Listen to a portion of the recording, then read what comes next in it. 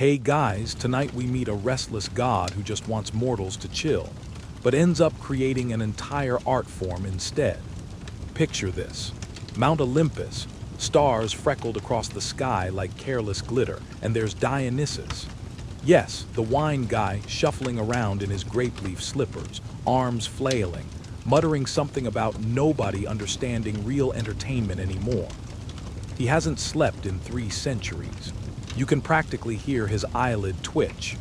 You're there, standing next to him, sort of, but also not. It's one of those dreamlike, floaty situations where your feet never quite touch the marble. Everything smells faintly of fermented figs and nervous energy. Dionysus is pacing. He's frustrated, not about war or politics or even his terrible Yelp reviews from Sparta. No, he's upset that mortals keep botching the very concept of fun. So, before you get comfortable, take a moment to like the video and subscribe. But only if you genuinely enjoy what I do here. And hey, post your location and the local time in the comments. I love seeing where you're all tuning in from. Now, dim the lights, maybe turn on a fan for that soft background hum, and let's ease into tonight's journey together. You trail behind Dionysus as he winds his way through Olympus garden corridors, where half the plants are mildly sentient, and the other half are just decorative ferns pretending to be oracles. He pauses, looks up at the sky, and sighs so deeply that a flock of storks changes course. "I gave them wine," he mutters. "And what do they do with it? Cry, write terrible poetry, fight each other with soup ladles. I mean, was the grape harvest cursed? You offer no opinion. You're just here for the ride. The gods aren't used to being misunderstood." Dionysus, especially, built his identity around ecstasy, joy that bubbles over until it spills into dance, music, and very questionable decisions. He expected parties, revelry, maybe a few thank you statues shaped like giant goblets. Instead, what he got was panic, emotional meltdowns, and something involving a cow and a parade that literally no one ever wants to speak of again. He sits at the edge of a cloud, dangling one leg lazily over the side like a bored teenager. Below, mortals gather for a ritual in his honor, and from up here, it looks like a bunch of confused people in various states of undress trying to light incense while arguing about who forgot the tambourine. You can feel his disappointment radiating like heat from a sunburned god ego. "I tried giving them wine," he repeats, more to himself than to you. "But it's like handing toddlers fireworks. Here's a mainstream historical fact to sip on like lukewarm nectar. Dionysus wasn't always on the Olympian roster. Some scholars believe he was a late addition, his cult spreading from Thrace or Phrygia before the Greeks folded him into their divine lineup like. Sure, one more can't hurt. Fringe theory time. Some say Dionysus is actually twice born, a fusion of 2 older gods squished together like mythological Play-Doh, which explains a lot about his mood swings. As Dionysus grumbles, a breeze carries the faint sound of mortal chanting, off-key, passionate, vaguely disturbing. "They're trying," you offer weakly. He side-eyes you. "They're flinging olive oil at a donkey and calling it symbolic." I should have stayed in Lydia. Historians still argue whether Dionysian rituals were joyful free-for-alls or thinly veiled chaos festivals.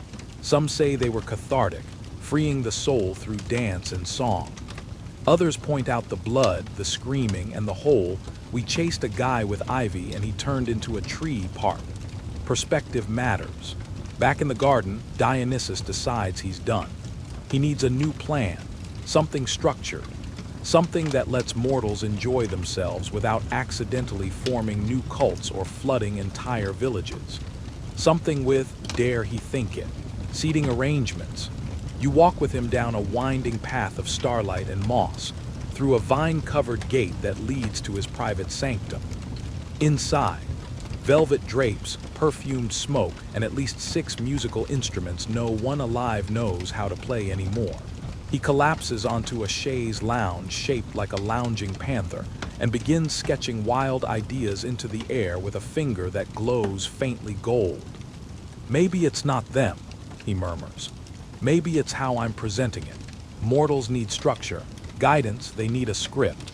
You want to ask if he's suggesting some kind of divine PowerPoint, but you wisely remain silent. Down below, the mortals light a bonfire. Someone starts a chant that sounds a lot like a recipe for soup, but turns into a hymn halfway through.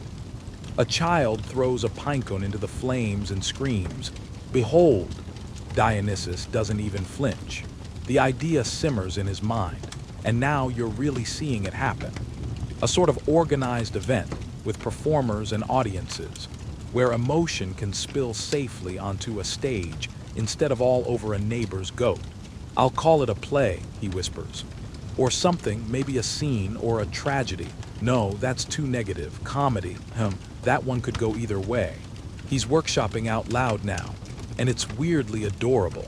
You float nearby as he debates whether masks are creepy or dramatic, whether music helps or distracts, whether satyrs should ever be allowed to monologue. You're witnessing the slow birth of theater, not from passion or politics or even art, but from a god who just wants mortals to stop using his festivals as excuses to reinvent plumbing. "Okay," he says, leaping to his feet. "If they can't handle freeform ecstasy, we give them a stage. A ritual within a ritual, something to focus the chaos into beauty, and maybe fewer surprise snakes." You nod sagely. It's not like you have a better idea. And so it begins. The first inkling of structure in Dionysus' long, swirling, grape-scented legacy. Not a script yet, not a cast or a curtain or overpriced front row seats, but the seed of something oddly organized. Below, the bonfire smoke rises. The chanting gets louder. A goat inexplicably breaks into interpretive dance. Dionysus sighs again, already regretting everything. And somewhere, without realizing it, you smile. You're watching the first step toward a very theatrical future. The wine was supposed to help. That was the entire point. Dionysus thought, give mortals something to drink, something that takes the edge off the daily grind of goat herding, pestilence, and marital politics, and maybe, just maybe, they'll finally relax. Instead, they turned it into a contact sport. You're back beside him now, drifting through a slightly sticky vineyard somewhere in Boeotia. The vines twist lazily under a sky that can't decide if it's dusk or dawn. Dionysus is holding a goblet the size of a helmet and eyeing it like it personally offended him. "I gave them wine," he mutters again. "They turned it into war paint." You watch as two mortals below stagger through a ritual. Well, more like an emotional free-for-all involving yelling, synchronized weeping, and someone trying to seduce a statue. Not the worst outcome you've seen, but it's up there. Back when Dionysus first spread the grapevine, it seemed like a win. Mortals needed relief. Their lives were, let's face it, a mess. You try dealing with seasonal flooding, inherited curses, and livestock that keeps wandering into sacred groves. A little wine, miracle. And here's your mainstream historical fact to sip slowly. The cultivation of grapes in the Mediterranean goes way back, prehistoric, even. By the time of classical Greece, wine was everywhere. They drank it at symposia, used it in rituals, even mixed it with seawater, which sounds like an absolute crime but was apparently very chic. Dionysus didn't just hand out wine, he made it sacred. Every sip became a prayer, every stumble a tiny moment of transcendence. But mortals being mortals, things escalated. What started as reverent celebration often turned into a soggy, olive-pelted brawl.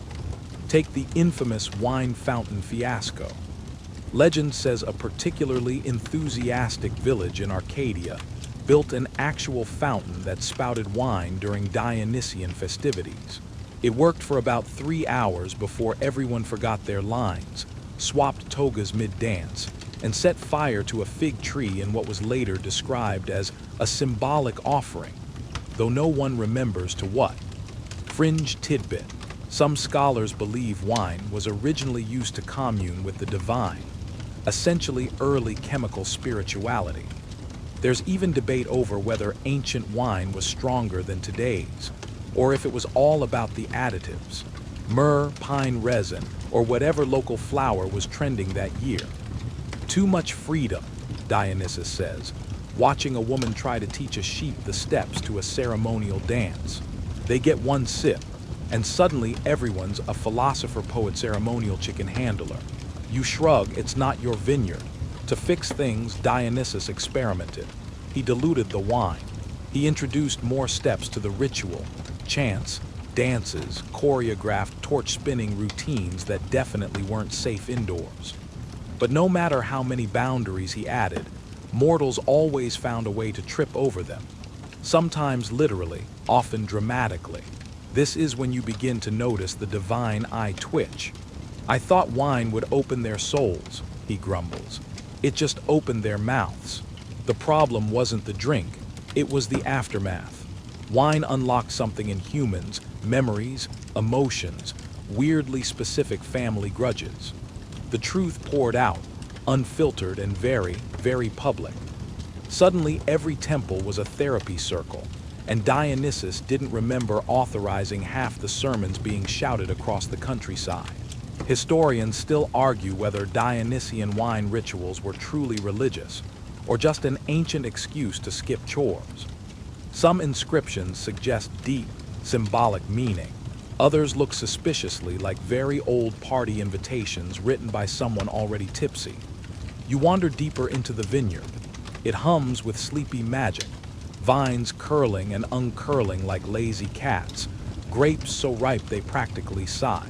This is Dionysus' domain, nature teetering on the edge of intoxication, beauty with bite. At one point, you both pass a statue of Dionysus himself, posed heroically with a cluster of grapes and a slightly bewildered panther. Someone's written "Wine Dad" on the base in chalk. He pretends not to notice. He's sulking now, trailing fingers through a row of vines, muttering alternate plans under his breath. Less wine, more music. No, they'll just make flutes out of questionable materials again. What about incense-based ecstasy? Wait, that led to the sandal fire incident last spring. You remember that one? No more open flames near ceremonial foot odor, please. That's when Dionysus pauses. His eyes go distant. Below, in a torchlit clearing, a group of mortals gathers. No wine, no frenzy. Just a circle of people telling stories. One man speaks, the others listen. No shouting, no accidental goat sacrifices, just listening, and that you feel is the moment.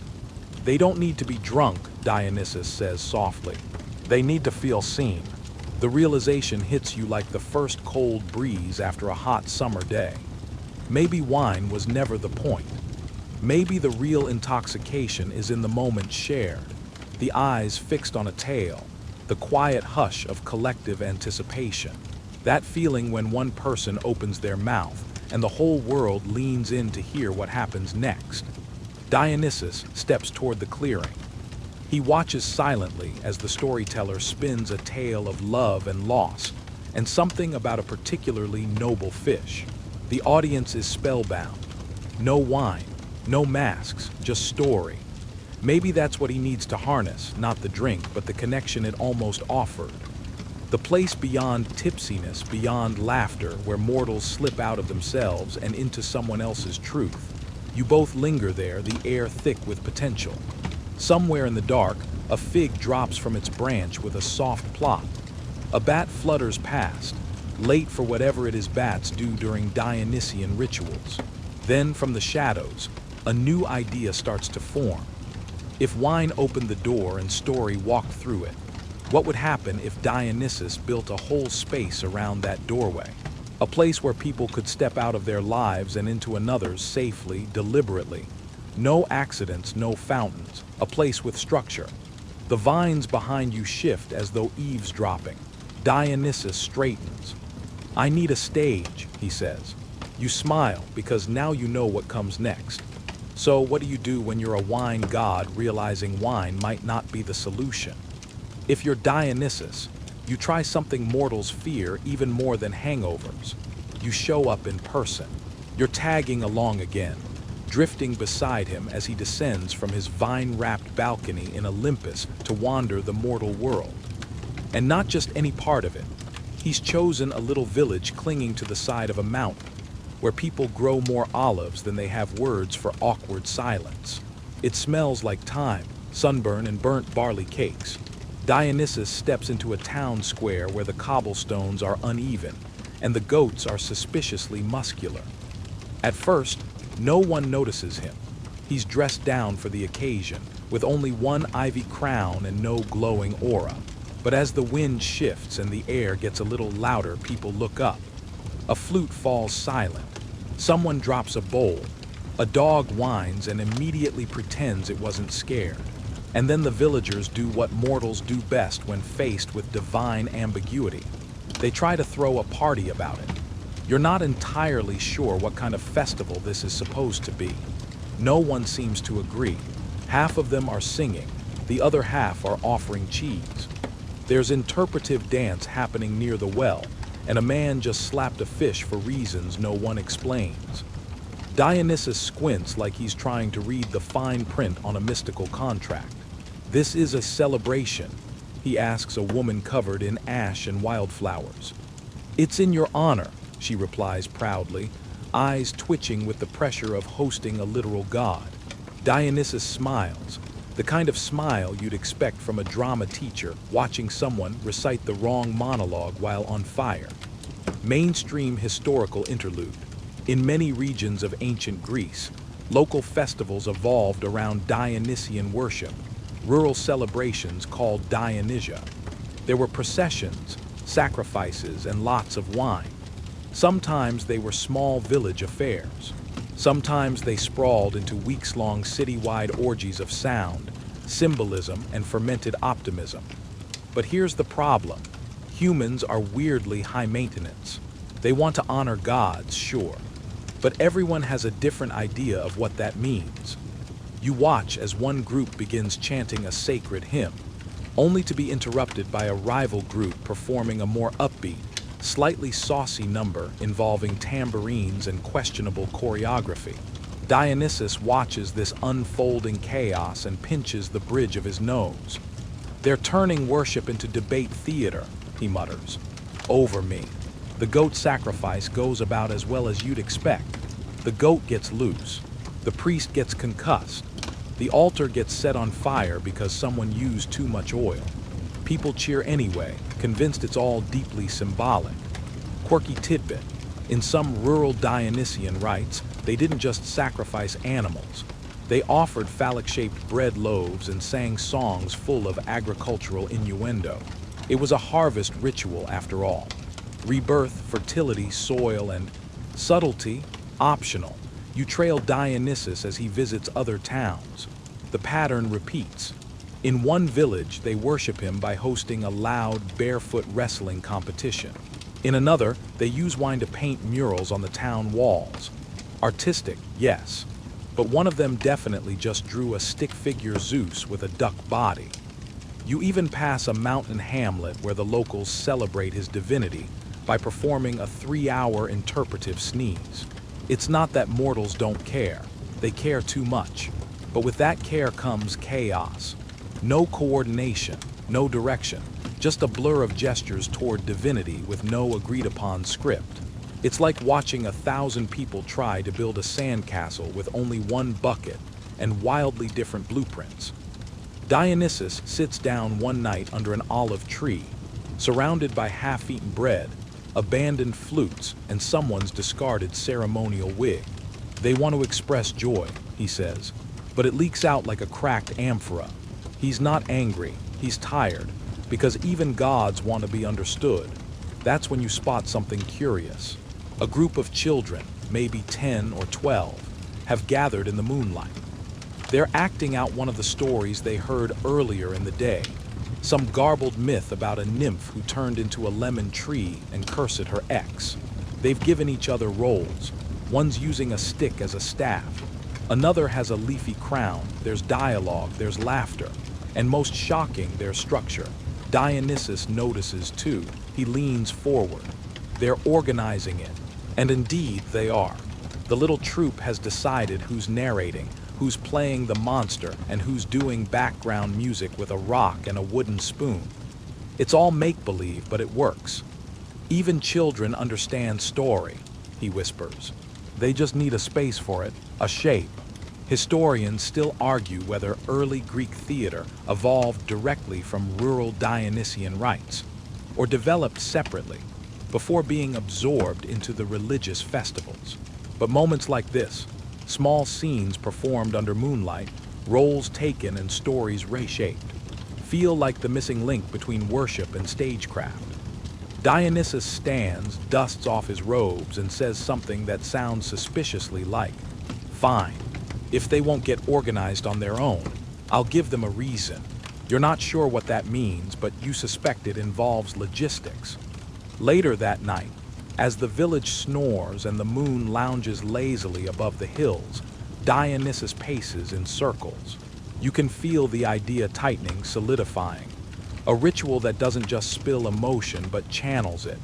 A festival that isn't just celebration but performance. Maybe something seasonal, recurring. Something with a cast, an audience, and eventually, a ticket line wrapped around the olive grove. He looks at you, eyes twinkling. "They want meaning," he says. "I'll give them drama." And you think quietly that mortals probably aren't ready for what's coming. When Dionysus decides something, it's rarely subtle. One moment you're watching him doodle theater shapes in the dust with a grapevine. The next, he's summoning nymphs, satyrs, and spirits like he's assembling a divine theater troupe. There's a chorus of flutes, a cloud of jasmine smoke, and suddenly you're standing in the middle of the first ever production meeting. "Okay," he says, clapping his hands.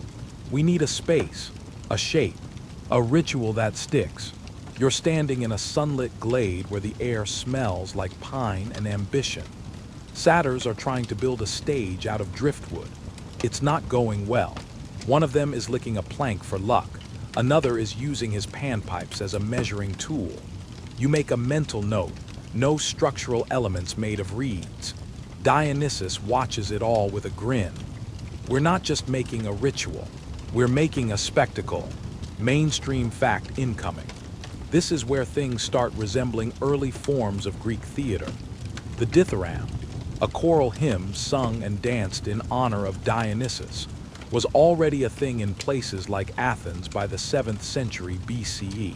Large groups of men would gather to chant and move in unison, telling stories through rhythm and call and response. It was basically dramatic karaoke in a field. But Dionysus wants more than just a choir. He wants emotion, plot, surprise twists. He wants people to laugh and cry and maybe have a small existential crisis all before lunch. So he begins to shape something new. At his command, the satyrs and spirits build a circular space. The orchestra, they'll call it one day. Not for violins, but for movement, drama.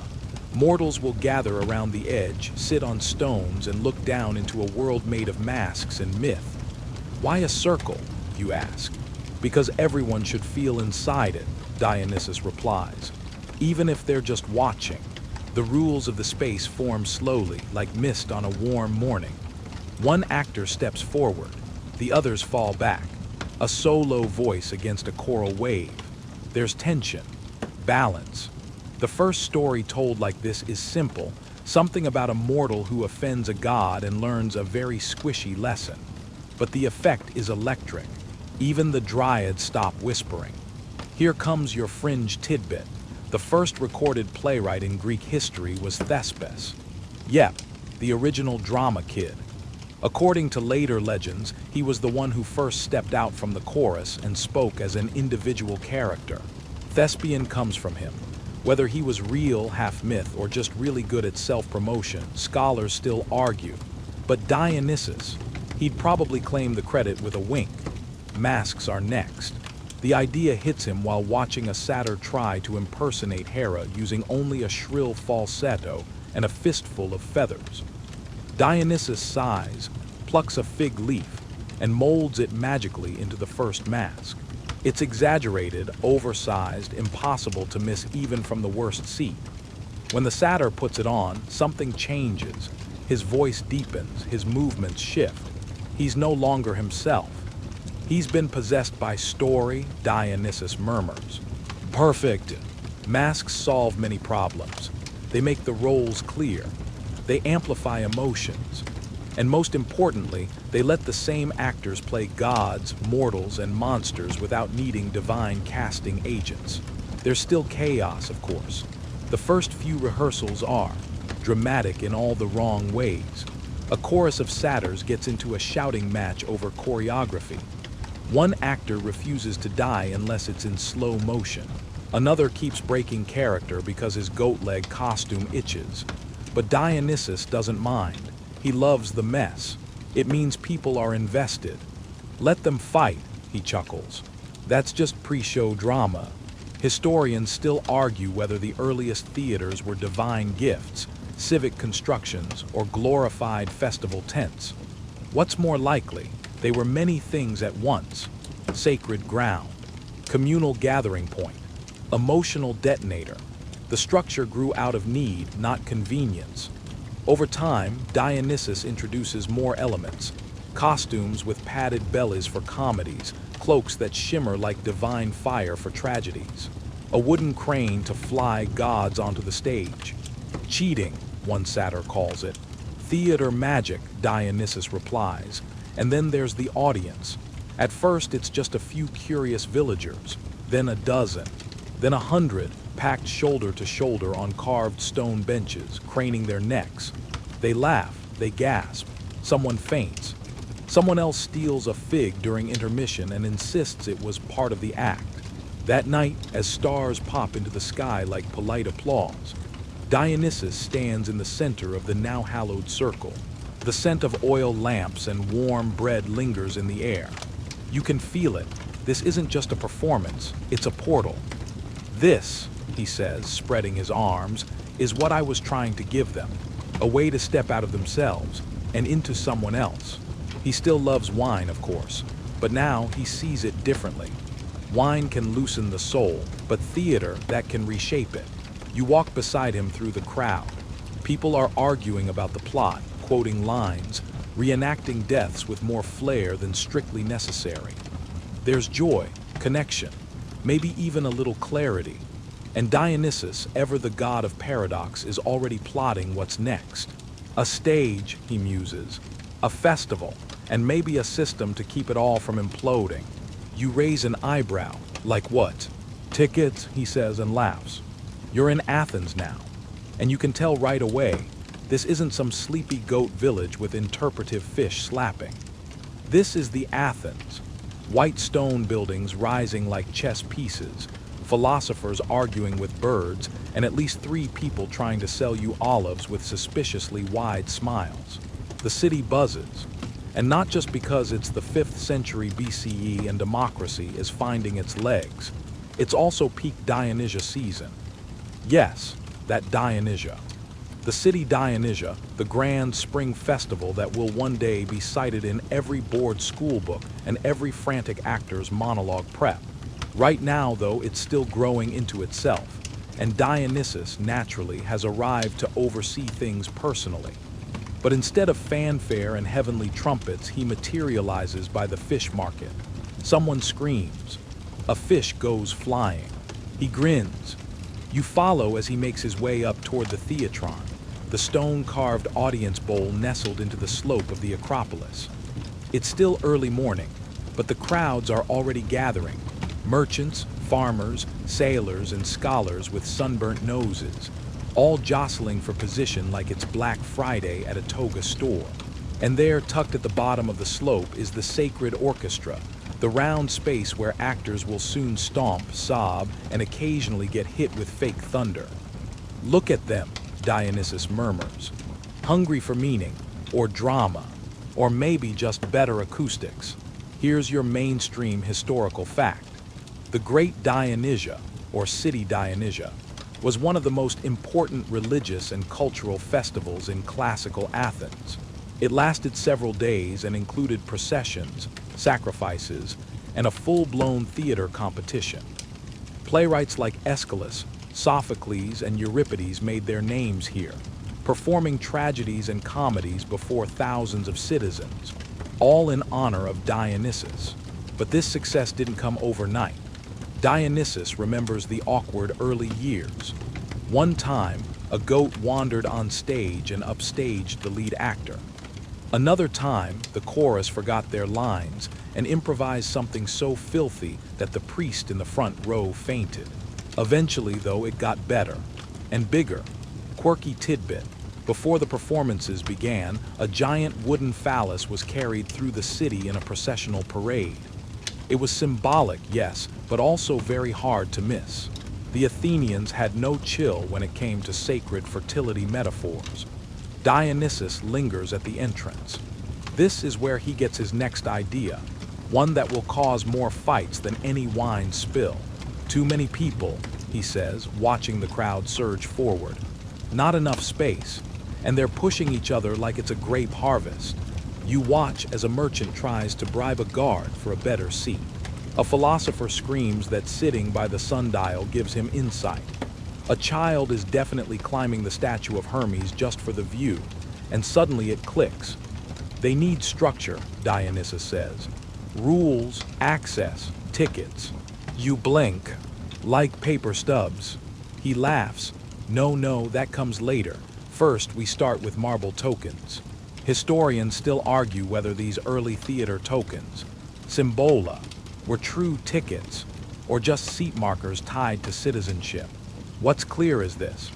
By the late 5th century BCE, Athenians were using small tokens or bronze discs to reserve seats, often stamped with symbols or inscriptions. There were designated areas for different social groups, and sometimes free admission was sponsored by the state Therica to ensure even the poor could attend. Social equity, but make it dramatic. Back in the dusty Athenian sunlight, Dionysus strolls into a sculptor's workshop and commissions the first official seat markers. Smooth tokens bearing a lyre, a mask, or a tiny, smiling goat. They'll trade these before the play, he explains. Use them to find their place. It's order disguised as ceremony. And it works, mostly. Soon the marble tokens are being passed around like sacred candy. People show them off. They compare designs.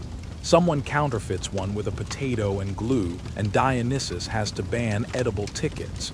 But even with the tokens, the chaos doesn't fully go away. There are still complaints. My token has a crack. The sun is in my eyes. Why do the philosophers always get the shady seats? So Dionysus refines the system. Seat zones, row numbers, ushers with sticks. It's early event planning Athenian edition. And then, because he's Dionysus and never does anything halfway, he builds something no mortal has seen before. A VIP section for the priests of Dionysus. Front row, best view, probably decent snacks. It's a mix of divine flex and sacred gratitude. By the time the trumpet sounds and the first chorus steps into the light, the theater is full, organized, expectant. 3 playwrights will compete today. Each presents a tragic trilogy followed by a sadder play. A bawdy, absurd finale full of drunken half-goat jokes to balance all the death and guilt. It's like watching a season of True Detective, followed by a SpongeBob episode. Dionysus leans against a marble column, eyes sparkling. Now they get it, he whispers. The crowd laughs, cries, gasps. You see old men wiping away tears. Young boys pretending not to be afraid. Women mouthing lines they already know by heart. It's not just entertainment, it's ritual. And every token that got them here is now a sacred receipt of shared memory. Later in the wine-slick back alleys of the city, people argue over who should win. One says Aeschylus is too gloomy. Another insists Sophocles has better metaphors. A third is still laughing about the satyr with the inflatable gourd. Dionysus listens to it all. The praise, the critique, the noise. It's working, he says. They're thinking, they're feeling, they're paying attention. And you realize this isn't just about wine anymore, or chaos, or goats in costumes. This is about connection, about finding shape in the mess, and about giving humans, however briefly, the illusion that they understand life before it unravels again at intermission. You wake up the next morning to the sound of sandals slapping marble and someone loudly debating the ethics of off-stage murder. Welcome back to Athens, where the hangover from last night's tragedies lingers like smoke over a battlefield. You find Dionysus already awake, seated at a shaded terrace with a goblet of wine and a plate of olives he's not eating. He's watching the aftermath like a cat watches a spilled glass, with mild interest and absolutely no intention of cleaning it up. "So," he says, sipping, "what did you think of the second play?" You shrug, a little slow in the middle. The guy with the haunted sword was cool, though. He smiles, exactly. They're picking favorites, they're remembering. Because now it's not just about seeing a performance, it's about judging it. You walk with him back toward the theater. The seats are empty now, but not for long. The competitions are in full swing, and you're in the middle of ancient showbiz, where victory means immortality and second place means obscurity, unless you get lucky with a philosophy major 2,000 years from now. Here's your mainstream historical fact. At the height of the city Dionysia, playwrights competed for top honors judged by a panel of 10 Athenian citizens chosen by lot. Each day featured performances by a different playwright, 3 tragedies followed by a satyr play. The process was a huge civic event, blending art, religion, and politics like a very serious episode of America's Got Tragedy. But the system is delightfully absurd. Dionysus is especially proud of it. "So," he explains, sketching in the dirt with a fig twig, "we take 10 judges. They each write down their rankings. Then wait for it. We randomly select 5 of their votes and use only those to decide the winner." You blink. That sounds statistically chaotic. He beams, exactly. Just enough unpredictability to make it divine. This, of course, drives playwrights absolutely mad. One year, a crowd favorite gets snubbed. The people riot, by which we mean angrily wave bread and mutter at city officials. Another year, a judge is caught trying to smuggle a goat under his robe as a bribe. He claims it's emotional support livestock. Historians still argue whether this voting method was an attempt at fairness, a hedge against corruption, or just an elaborate prank on the dramatists. But Dionysus insists it was genius. "It's like life," he says. "You pour your soul into something and then fate flips a coin."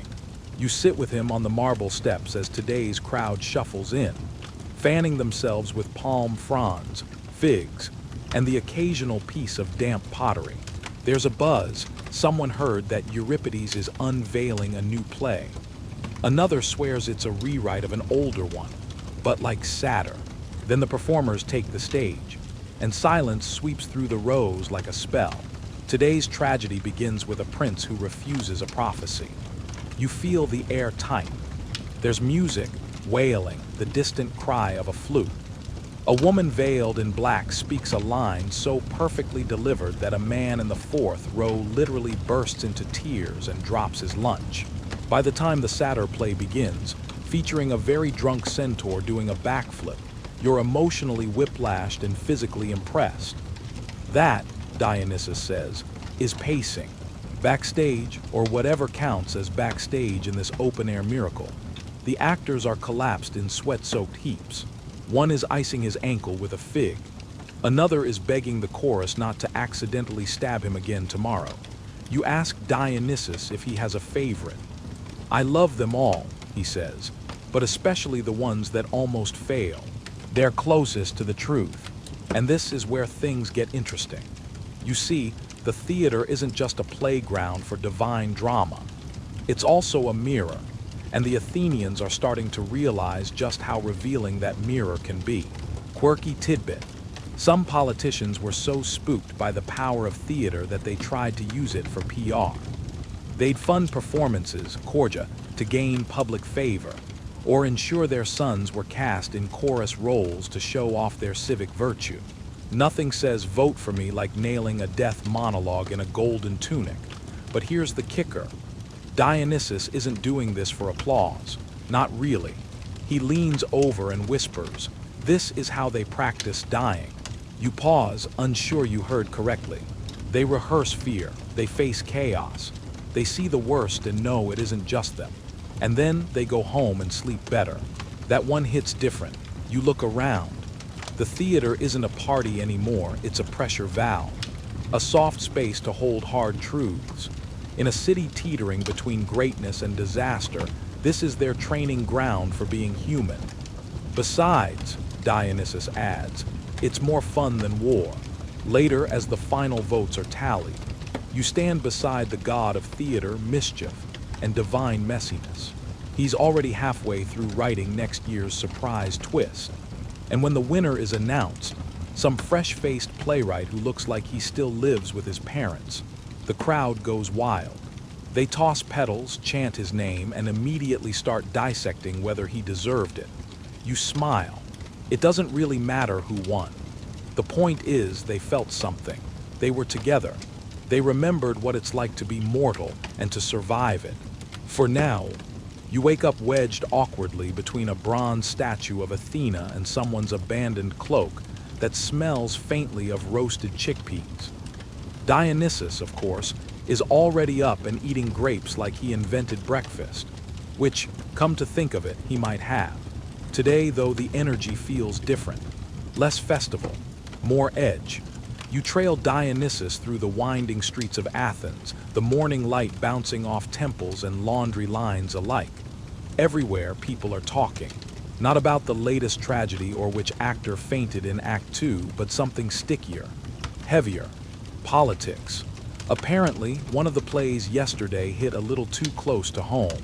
A general was portrayed as an arrogant fool who ignored omens, got his army killed, and still demanded a statue. The audience laughed. Then they stopped laughing. Then someone muttered, "That sounds like Cleon." You ask Dionysus if that's who the playwright meant.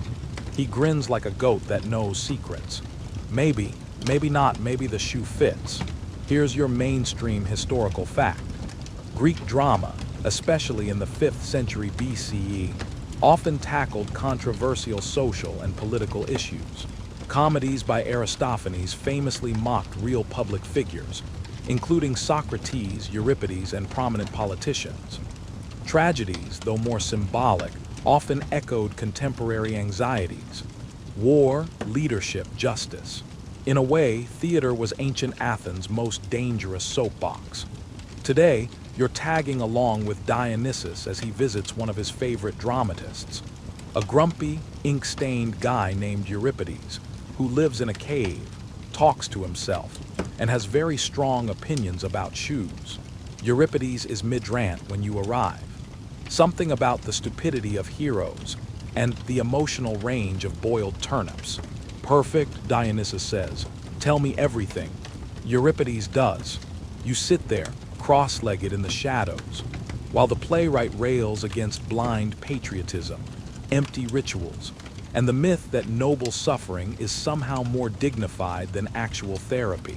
He's working on a new piece, something about a queen who sacrifices her son to save her country, and then watches the country fall apart anyway.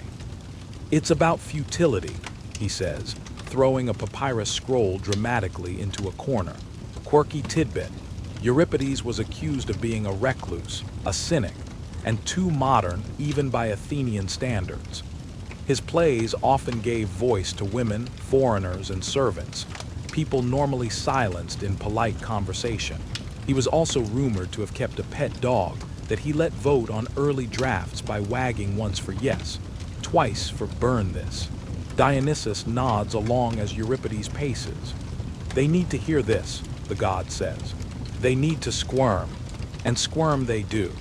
That afternoon, you watch a new tragedy unfold in the theater. A king loses everything because he believes in his own myth more than he believes in his people. There's a chorus of orphans. There's a storm. A priest gets struck by lightning and no one is sure if it was symbolic or just a rogue sound effect. By the end, the crowd is silent, not devastated, just thinking. Later, a man in a wine shop says, "I didn't enjoy it, but I needed it." That, Dionysus says, is the point. Historians still argue whether plays like these changed public opinion or just reflected it. Did a tragedy about hubris help steer Athens away from tyranny? Or did it merely offer catharsis before another bad decision at the ballot box? Dionysus doesn't answer.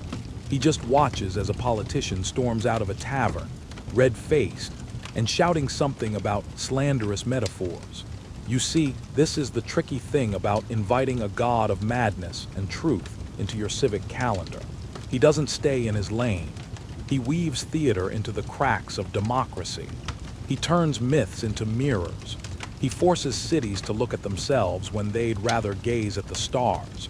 And not everyone likes what they see. There's talk of censorship now, rumors of restrictions. One senator wants moral guidelines for plays. Another suggests a priesthood review panel. You even overhear someone mutter, "What if we just do comedies, light ones, with dancing?" Dionysus doesn't flinch. If they muzzle the truth, he says, they'll still find it in the chorus. That night you find yourself back at the theater, watching rehearsals. The actors are tired. The director is throwing sandals. The playwright is crying into a bowl of lentils because someone rewrote his metaphor. You sit beside Dionysus, who's humming softly, eyes half closed. "It's fragile, isn't it?" you say. He nods. And that's why it matters. Because this isn't just entertainment. It's memory. It's warning. It's defiance in meter and mask. And as long as someone stands on that stage and speaks a line that makes the world pause, even just for a moment, the god of theater smiles. You're sprawled on a sun-warmed step with a fig pastry half crushed beneath your elbow, watching Dionysus argue with a goat. Well, not a real goat. A man in a shaggy goat costume, horns flopping and tail tied on with twine. He's one of the chorus members for the upcoming satyr play, and he's extremely upset about the new choreography. "They want us to do what with the wine jars?" he asks. "Juggle them," Dionysus replies cheerfully. While twerking, you stifle a laugh as the man-goat storms off in indignation, muttering something about classical integrity. And this is why no one takes satyrs seriously anymore. And just like that, you're plunged into the glorious, chaotic, wildly underappreciated world of the satyr play.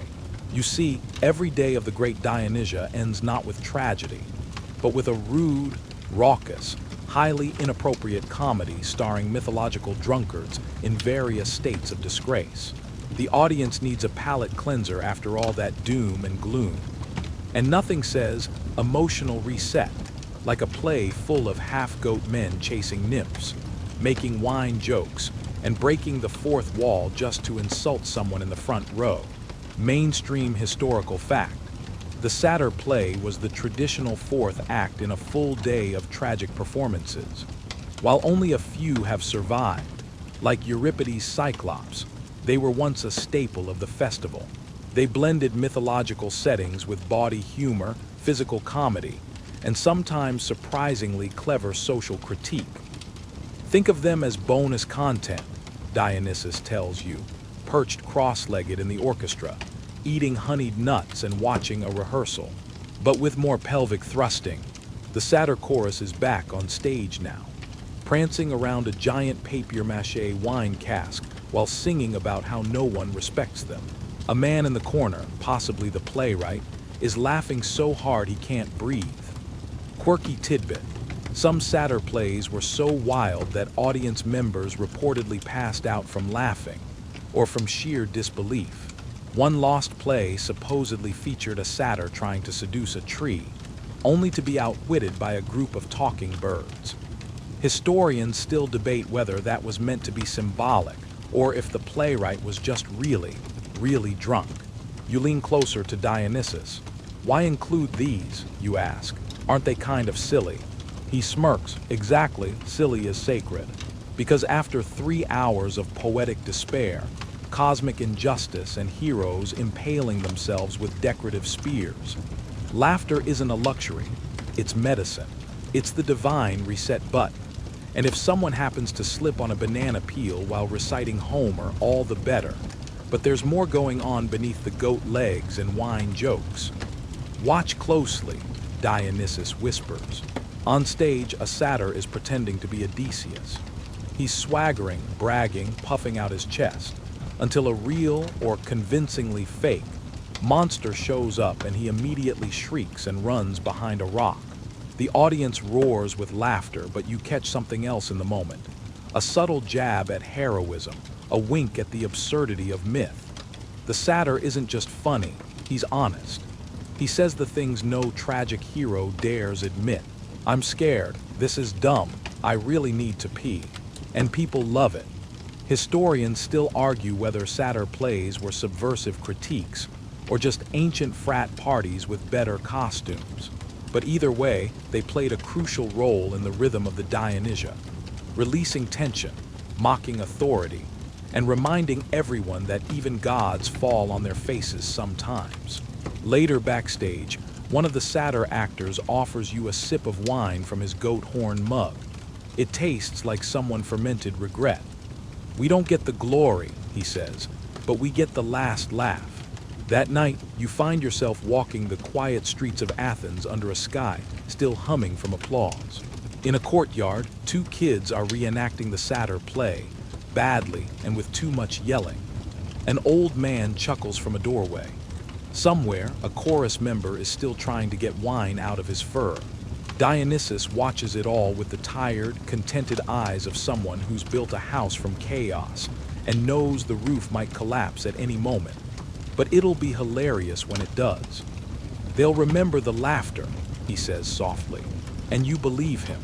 Because the satyr play, ridiculous and racy as it is, doesn't just cap the day, it completes it. It reminds you that no matter how serious the world feels, there's always room for a joke, a dance, and one more clumsy goat-footed pirouette, even if no one claps, especially then. You wake up to the sound of someone reciting Homer dramatically while doing push-ups. Welcome to Athens again, where even the fitness routines are performative. Dionysus strolls past in a toga that looks suspiciously like someone's stolen laundry, twirling a fennel stalk and humming a tune that's halfway between a hymn and a drinking song. He doesn't say good morning, he says, let's break something. You follow him past the theater, still echoing with laughter from last night's satyr play, and into a quieter part of the city. You pass the agora, the crowded marketplace where philosophers argue over olives and politicians kiss babies with suspicious enthusiasm. Beyond that, on a slope that catches just the right amount of sunlight, there's a new construction site. It doesn't look like much yet, just a skeleton of stone benches, an arch here, a pillar there. But Dionysus is practically vibrating with excitement. Behold, he says, arms wide, the future. You squint. Looks like more theater. Exactly, because the popularity of these dramatic festivals is exploding. There's demand, there's talent, there's money. And Dionysus, being a forward-thinking deity with a flair for branding, is expanding his portfolio. Not just one stage in Athens anymore. He wants permanent theaters all across Greece, touring companies, regional playwrights, maybe even a franchise deal. Here's your mainstream historical fact. By the late 5th and into the 4th century BCE, theaters were being built across the Greek world, from Delphi to Epidaurus, and even into the colonies of Asia Minor and southern Italy. Some of these theaters could seat 10,000 to 15,000 people, with near-perfect acoustics and design so advanced we're still studying it today. And with the expansion came a new obsession: logistics. How do you manage crowds this large? How do you ensure the best view for wealthy donors while still letting peasants enjoy a decent death scene or two? How do you stop people from sneaking in through the back fence? Dionysus adds, eyeing a suspicious goat attempting just that. And that's when the idea hits him. Tickets, he says. We need tickets. You raise an eyebrow. Like paper tickets. Stone ones, he says, rubbing his chin. Or maybe bronze, something fancy, something official. Something you can't forge by scribbling on a fig leaf. Quirky tidbit. The earliest known theater tickets in ancient Greece were often small tokens made of bronze or lead. sometimes inscribed with the name of a specific section or seat. They helped organizers manage seating and also served as bragging rights. You got Orchestra Pit Section Alpha. I'm stuck up on Ledge Beta. Historians still argue whether these tokens were truly about crowd control or more about revenue tracking. Some think they were part of a larger system of festival taxation and civic accountability. Others think it was mostly about status.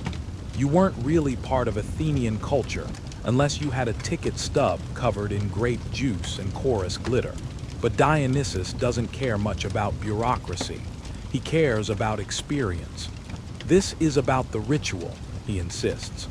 The moment when someone presses that little token into your palm and says, "You are part of this now." And you get it, it's not just a show.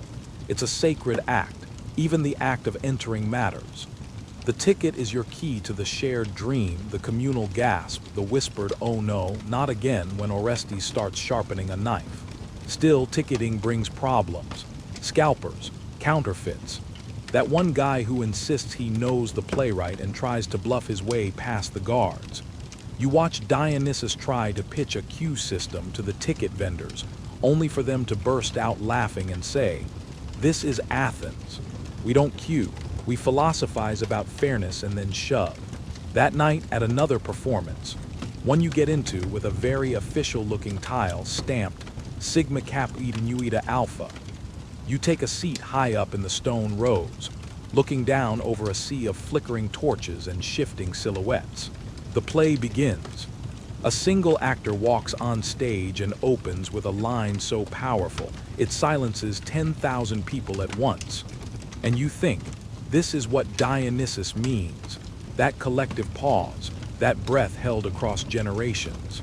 And somewhere far below, someone is turning their tiny bronze ticket between their fingers like a worry stone. Backstage, Dionysus is already brainstorming. Maybe reserved seating next year, he mutters. Or a loyalty program. Buy 4 tragedies, get the satyr play free. You don't have the heart to tell him how weirdly close he's getting to modern cinema chains. Instead, you sit with him on the theater steps as the moon rises, soft and slow over Athens, and the last lines echo through the stones like a memory you haven't had yet. And you realize it was never just about the play.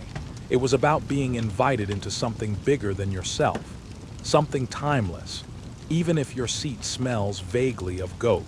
The streets of Athens are still asleep when you find Dionysus hunched over a small table, furiously sketching something on a scrap of bark with a charcoal nub. You blink the sleep from your eyes and realize it's a flowchart. Seating arrangements, he mutters. We need tiered access, zone-based entry, maybe some amphora-shaped signage. You stifle a yawn. You're planning theater UX design. He looks up, wild-eyed and delighted. Exactly. We're civilizing chaos. Because now that tickets are a thing, Dionysus has moved on to his next obsession, audience management. It turns out, herding thousands of opinionated, emotionally volatile Athenians into a confined space with strong wine and high expectations is harder than it looks. The great Dionysia is growing. Bigger crowds, longer festivals, more competition. There's talk of limiting how many plays each dramatist can submit, which outrages one old man who insists his cousin's cousin was Aeschylus Barber, and therefore he should get 2 entries minimum. Mainstream historical fact. As the Dionysia matured, it became one of the most organized cultural events in Athens. Specific roles emerged, like the archon eponymous, the magistrate responsible for overseeing the festival, and the Chorgos, a wealthy citizen who financed the production of a play as a form of public service and honor. Theaters became not just artistic centers, but civic showcases of power, piety, and pride. And now, Dionysus wants to streamline the chaos into something symphonic. You watch as he recruits a team, a stern woman who used to choreograph funerals, a bean-counting accountant who insists on color-coded amphory for budgeting, and a young man named Theodoros who just invented a new kind of line-drawing chalk and thinks that's a personality. Together, they're attempting the impossible, turning a divine free-for-all into a festival that runs like Dionysian clockwork. This means schedules, meal breaks, crowd flow analysis, maybe even a program pamphlet, Dionysus mutters, then immediately recoils from his own words like he's tasted something sour. No, too modern, but a chalkboard. Meanwhile, the audience is adapting too.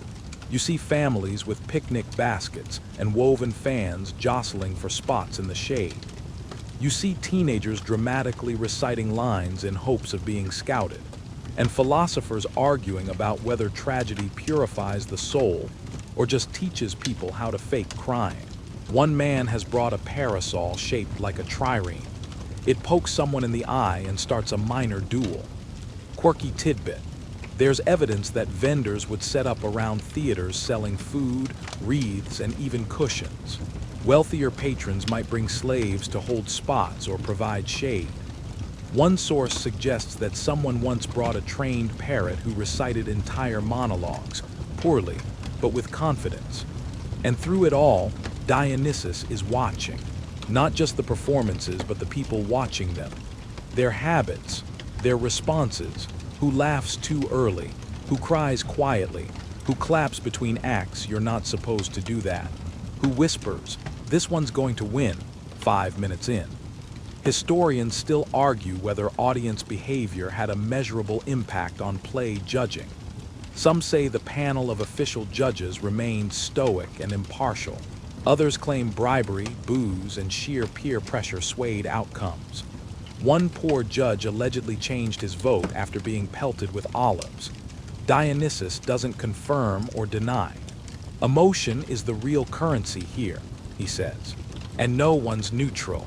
You nod, remembering the woman yesterday who screamed when Electra pulled out the knife, then clapped like a maniac when it hit the stage floor. By mid-festival, Dionysus has introduced an informal applause meter, a chorus boy with a bell who rings louder for bigger reactions. No one officially sanctions it, but now everyone watches the bell more than the actors. It's chaos. Beautiful, wobbly, goat-scented chaos. One afternoon, you and Dionysus sneak into the top row of the theater with a jug of diluted wine and a sack of roasted almonds. From up here, the city sprawls below like a story waiting to be told. The sea gleams in the distance. Someone's lyre echoes faintly. This is it, he says, voice softening. Where it stops being my festival and starts being theirs. You glance around, at the murmuring crowd, the latecomers brushing dust from their tunics, the mother bribing her child with honey cakes to sit still through the monologue. It does feel like theirs now. A ritual that has absorbed the city, reshaped it, and reflected it back, messy and glorious and deeply human. And you understand what Dionysus has been building. Not just a festival, a habit of gathering, a habit of seeing each other, a habit of becoming an audience, even if someone still always sits on your cloak. By now, your sandals have fused with dust, your cloak smells permanently of roasted garlic, and your ears still hum with half-remembered monologues. You'd think Dionysus might be ready to rest. He's not, because now that the festival is running smoothly, he's turned his gaze to something more ambitious, more delicate, and frankly, more exhausting than crowd management, the politics of praise.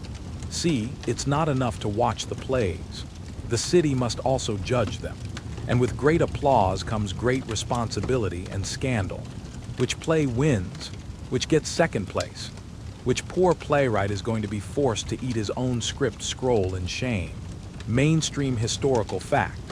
At the Dionysia, a panel of judges, usually 10, chosen by lot from the citizen tribes, ranked the plays, and prizes were awarded to the best dramatist and the best chorgos, the wealthy patron who sponsored the play's production. These rankings were serious business, often recorded publicly on stone inscriptions, with huge reputations and egos at stake. And now, Dionysus wants to overhaul the whole system. Let's gamify it, he says, sketching new rules with a twig in the sand. Judges vote blind. Audience reactions count for bonus points. Maybe a surprise twist ending, one vote from a goat. No one would expect it. You point out that goat-based voting might raise issues of eligibility and legibility. He waves you off. Details. Because here's the thing, Dionysus doesn't just want good theater. He wants competitive theater. He wants playwrights to sweat, actors to innovate, audiences to cheer, cry, riot a little, and leave buzzing with opinion. He wants theater to be sport. You attend a judge's meeting. Well, you hover nearby and eavesdrop through a lattice.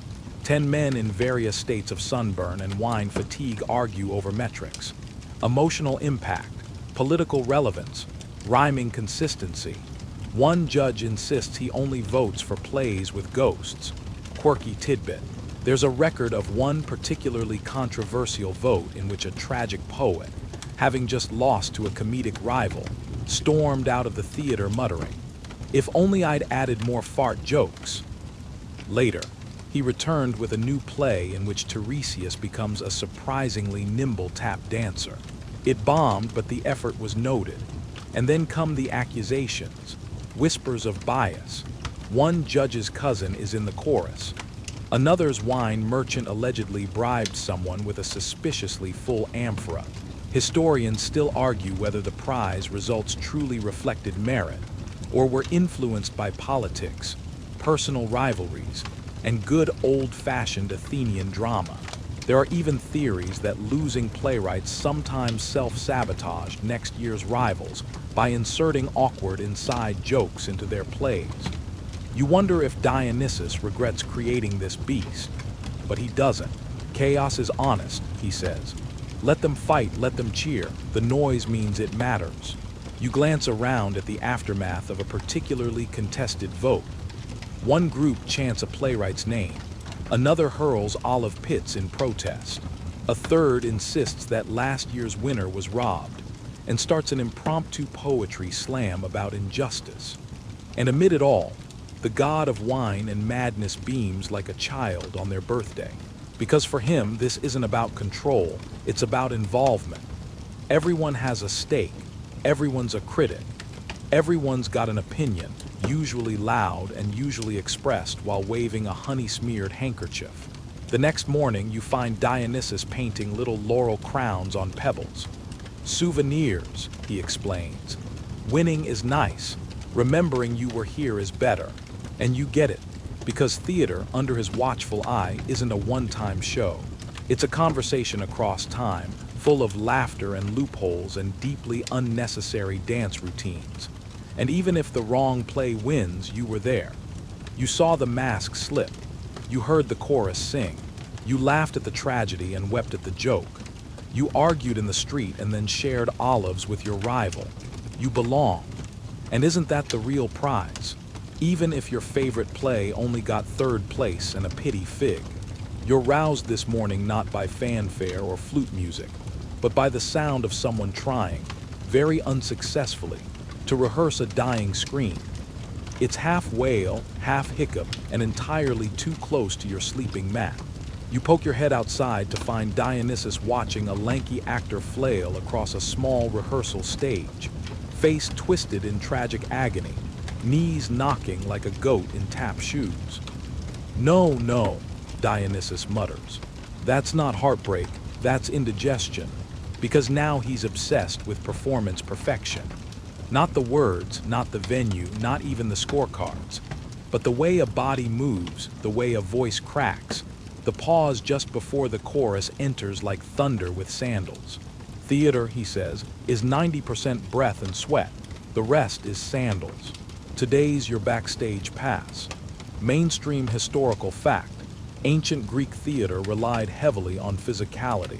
Actors wore elaborate masks that covered their entire faces, often exaggerated and expressive, to project character type and emotion.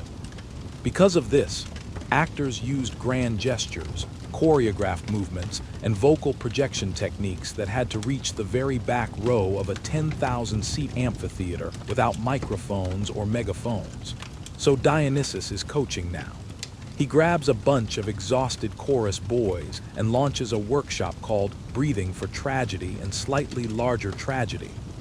You watch as they march in slow circles, chanting vowels and trying to cry on cue without hyperventilating. One faints. Excellent commitment, Dionysus applauds. He even insists on mask-fitting sessions, pulling down a trunk of terrifyingly expressive faceplates carved from linen, wood, and resin. There's angry father, mourning widow, goofy slave, and confused horse. You're not sure the last one's ever made it on stage, but he wears it for the rest of the day anyway. Quirky tidbit. Some sources suggest actors had different masks for different lines or moods, even mid-scene swaps. Stage assistants, hidden behind columns or in trapdoors, would toss new masks to the actor between breaths. It was like live-action emoji theater. The demands are brutal. One actor loses his voice trying to recite 20 lines while running upstairs and weeping. Dionysus just hands him a mug of thyme tea and says, "Again, but this time imagine your family disapproves." The chorus boys are trained like a dance crew. They rehearse synchronized stomps, full-body spins, and stylized leans that represent emotions like vengeful longing or disappointed optimism, which frankly just looks like shoulder shrugging in rhythm. Historians still argue whether actors in Greek drama were seen as elite performers or simply tools of the playwright's vision. In some eras, they were celebrities with cult followings. In others, they were barely above street buskers in status. But here in Dionysus' temple of movement and mayhem, they're treated like a sacred breed of athlete, poet, and mime all rolled into one. Backstage, things are even weirder. There's a boy whose only job is to untangle tunics, a woman who sews emergency hems with a needle in her teeth, a manager keeping track of which actor gets which mask between scenes using a system of chalk slashes on the back wall, and over in one corner, a goat just chewing through the prop list. Dionysus watches it all like a director/dreamer/guy who sometimes forgets to blink. He offers tips, tweaks choreography, and once physically throws himself into a scene to demonstrate a more convincing fall off a fake cliff. Less flailing, he says, brushing off sand. More resignation to fate. You nod, definitely. Later that night, from a backstage niche smelling faintly of olive oil and performance anxiety, you watch the actors step into their roles. The music begins. The masks slip on. And suddenly, the goofy rehearsals and wild gesturing and onion juice tears make sense. Because when it all clicks, when the chorus moves like a tide, and the hero cries with a voice that wraps around the entire theater like a storm, it's magic. Not polished, not perfect, but alive, breathing, swaying, bleeding from the knees in case they fell wrong during that last scene, and afterward, drenched in sweat and glory, they come off stage laughing. "Did you see that old guy cry?" one asks. "Which one?" another grins. "There were 6. And Dionysus, perched on a wine barrel near the exit, just nods. "Good," he says. "They felt something." Because for him, performance isn't about showing off. It's about sharing the messy, magnificent miracle of being human, with a little exaggerated arm movement and mask swapping on the side. You wake up with your cheeks stuck to a sun-warmed amphora, and your legs somehow wrapped in a cloak that isn't yours. Nearby, someone is passionately debating whether a play can be tragic if no one dies. Someone else is brushing grape skins off their scrolls. You've officially reached day 9 of the Dionysia, and things are unraveling. Dionysus, of course, is radiant. "Welcome to peak theater brain," he says, as a man behind him accidentally drinks from a prop goblet filled with real vinegar. "We've crossed the threshold. Now we're in it for the feeling." And he's right. This deep into the festival, the line between performance and real life has thinned to a sandal strap. You hear people quoting lines in casual conversation, except no one's sure if they're quoting or just feeling dramatic. One woman wails, "Oh gods, my olives are burnt again. Must I suffer anew?" And someone murmurs, "Such pathos," as they help her stir. Mainstream historical fact, the Dionysia wasn't just a few plays and some wine. It was a marathon, several days long, filled with tragedies, comedies, dithyramb competitions, choral odes, and even public sacrifices. People took time off work. Prisoners were released on parole to attend. It was considered an essential civic duty to show up, engage, and be emotionally flung across the stage. And now, the madness has metastasized. You pass a group of merchants who have set up pop-up stalls shaped like miniature theaters. A child tries to sell you a limited edition replica of Orestes' dagger carved from goat bone. One man is charging for dramatic reenactments of your own life. He trails you around yelling. He wakes, he walks, he contemplates cheese. Dionysus watches it all like a proud parent at a chaotic school play. This is the goal, he says, arms open wide. Theater not just on the stage, but in the people. Because now the entire city has become a stage. People pose dramatically in line for figs. They recite complaints in iambic meter. Someone organizes a spontaneous best death scene competition at the fish market. Quirky tidbit. There's some record that, during the height of festival mania, non-theater guilds like blacksmiths or olive pressers might hold small parody performances on the side. Low-budget spoofs of the main tragedies using tools as props and very questionable goat impressions. And of course, Dionysus joins in. He randomly swaps costumes mid-conversation. One minute he's dressed as a grieving widow. The next, he's in a stolen soldier's cloak declaring war on slouching as a concept. Commit to the bit, he tells you, handing you a wig and some fake blood. We're all actors now. You participate. You have no choice. Someone drags you into an impromptu street tragedy titled The Merchant's Melon, a tale of forbidden fruit. You play the melon. Your big moment is being dramatically sliced in half by a chorus member who forgets his lines and just yells, "Justice." It's oddly moving. Historians still argue whether this kind of festival overflow was encouraged or merely tolerated. Some see it as a sign of democracy in action, a city emotionally engaging with its art. Others see it as an overcooked frenzy that occasionally resulted in drunken goat theft and the occasional balcony soliloquy gone wrong.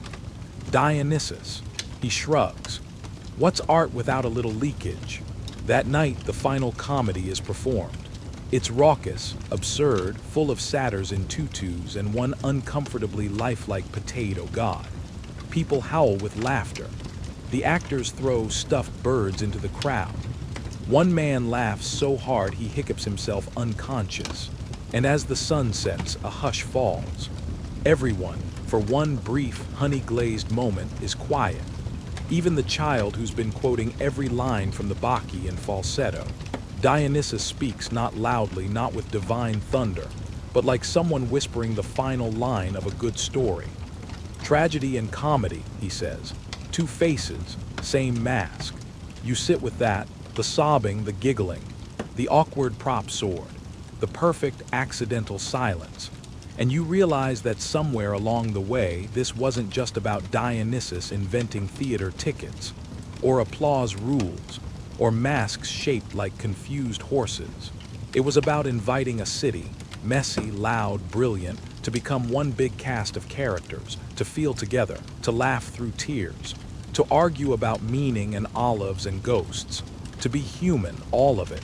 You don't applaud, you just breathe, and know the final act is coming. The sun creeps over Athens like an exhausted stagehand pulling the final curtain.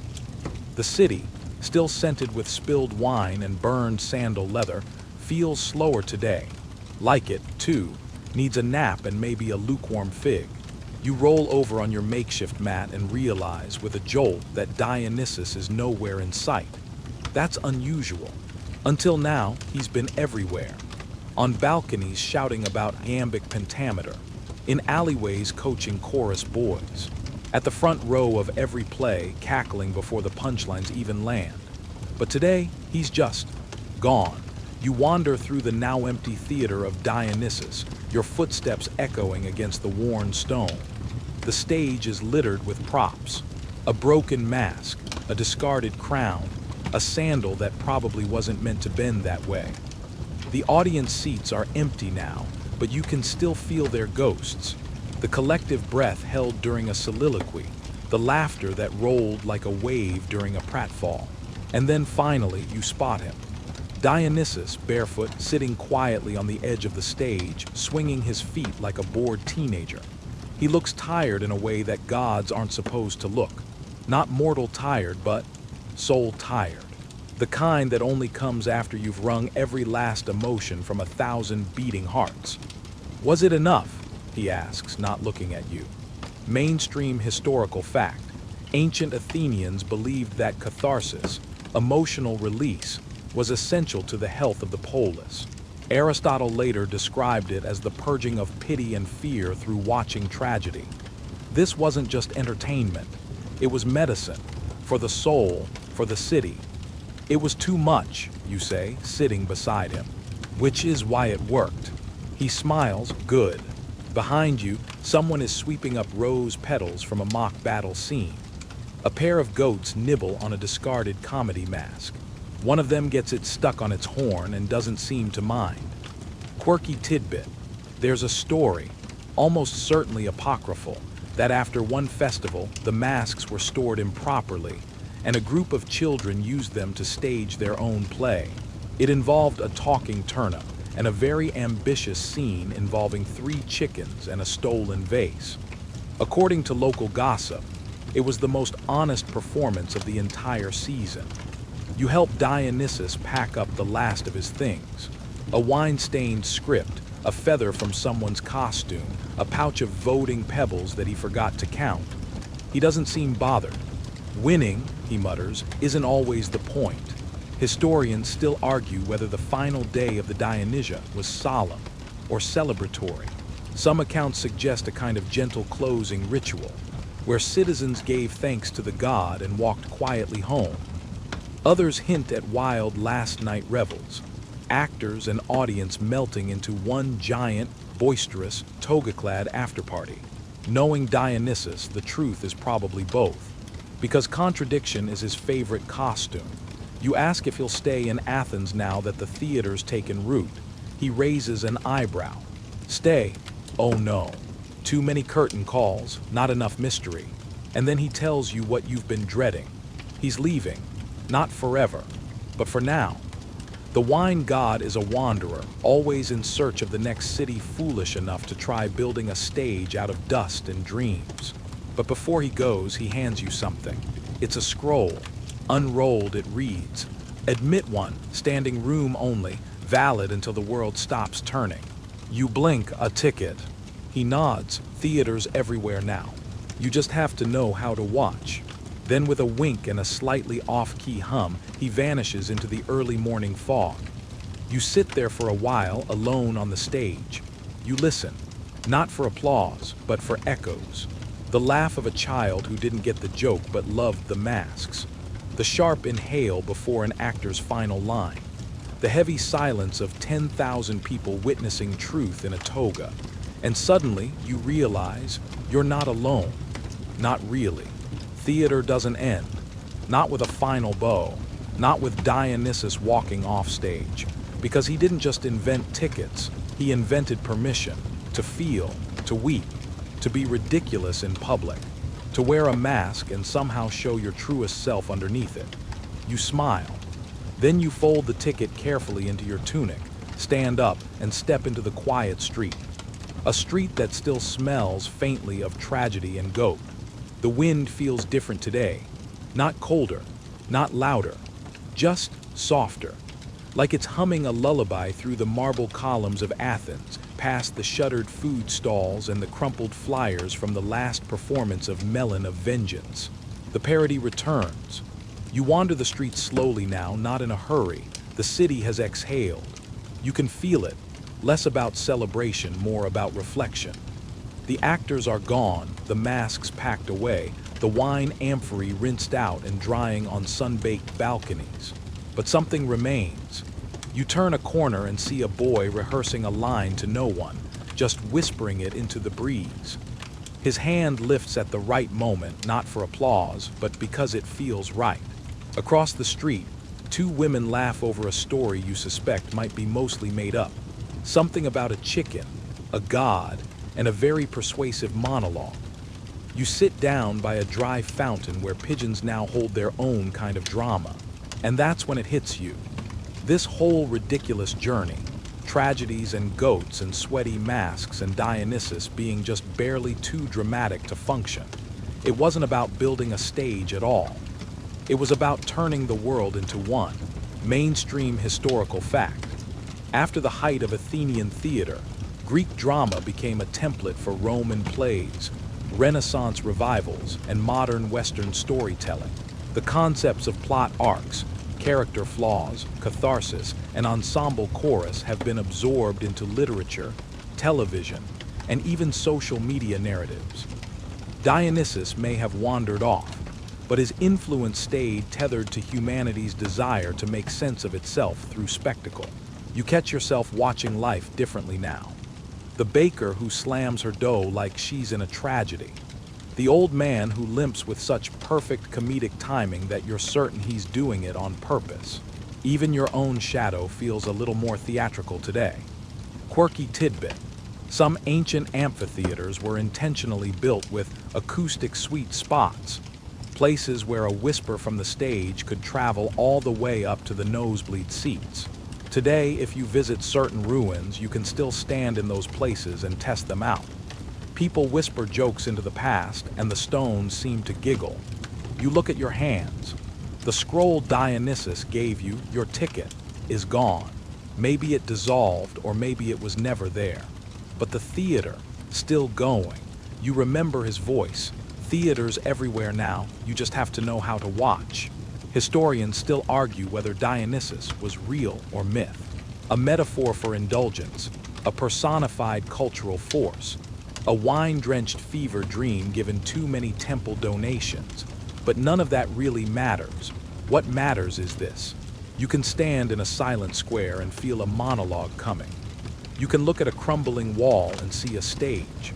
You can listen to someone cry or laugh or rage and find yourself leaning in like it's opening night.